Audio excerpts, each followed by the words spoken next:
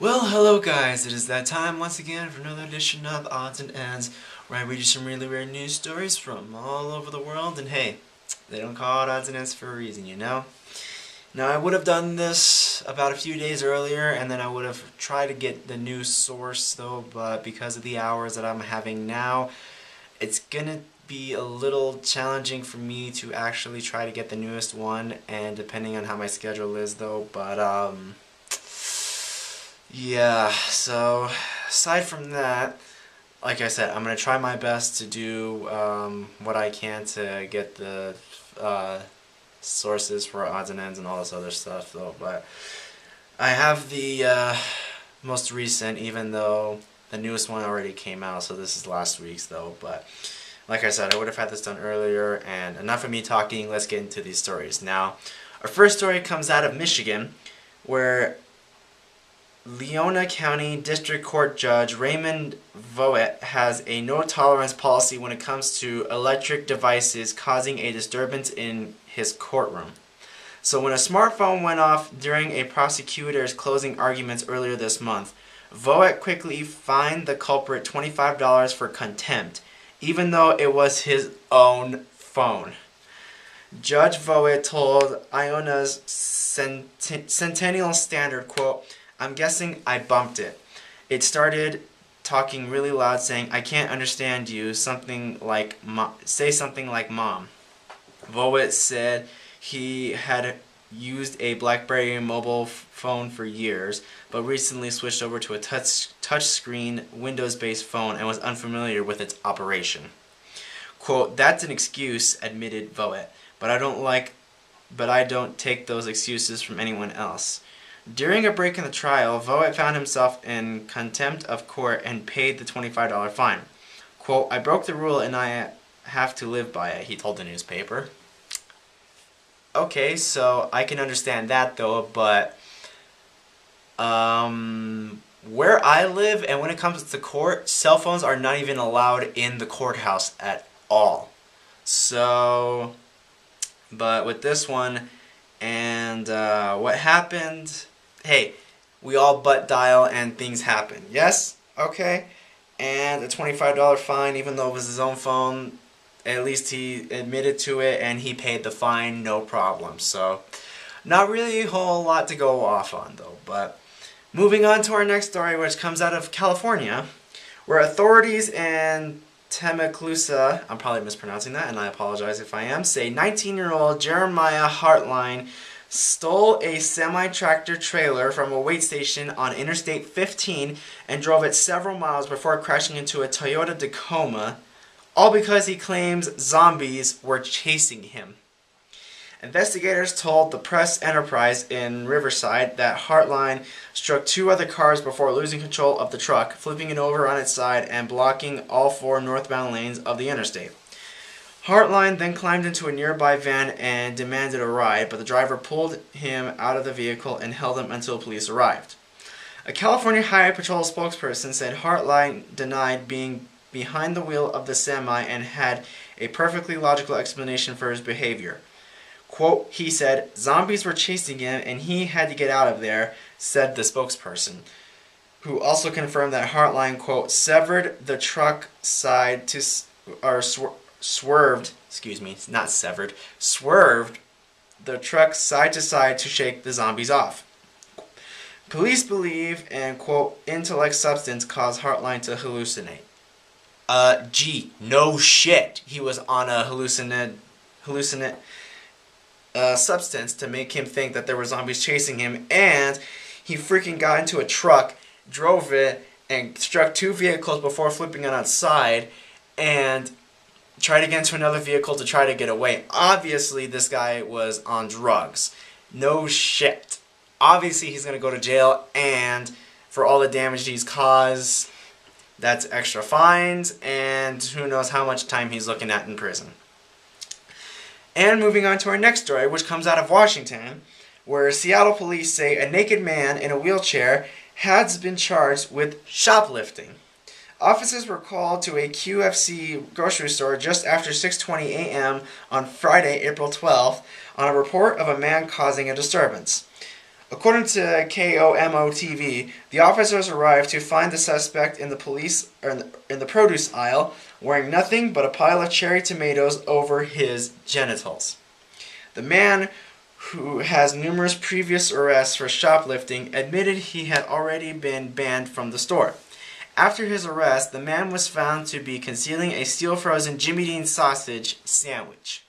No word on where the naked suspect hid that item. Okay, you are a guy, you're in a wheelchair. You're handicapped for whatever reason may be, whether you're a disabled veteran, what else? A elderly man or a disabled veteran, or whatever it may be. But that doesn't give you the right to go to a store naked in a wheelchair and shoplift, even though you have been banned from the store numerous times, and you admit to it. If you shoplifted before, why did you go back in the first place? Is it because it's the only place that has what you're looking for? You could have went to another store for that same product that you were looking for, if that would have been the case. But obviously not. And a pile of cherry tomatoes over your genitals, well, at least you covered up. That's all I gotta say. And a Jimmy Dean sausage sandwich on nowhere where you hid that item. I don't even know. I don't even want to know. I'm not even gonna go that far. I'm not even gonna touch that one. So, moving on to our next story, which comes out of New Jersey, where an 18-year-old has been sentenced in a federal court in Newark on charges of theft of a motor vehicle by force, violence, and intimidation, even though the teenager was unable to drive the vehicle in question. The Star Ledger in Newark reports Anthony Reynolds pleaded guilty last September to the charges. He admitted in court he was a passenger in a stolen BMW when it pulled up behind a 2008 Porsche 911 Turbo in Newark.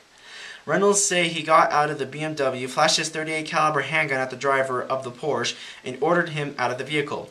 The Porsche owner ran away and flagged down a police officer. Reynolds tried to get away in the turbo sports car, but was unable to operate the car's 6-speed manual transmission.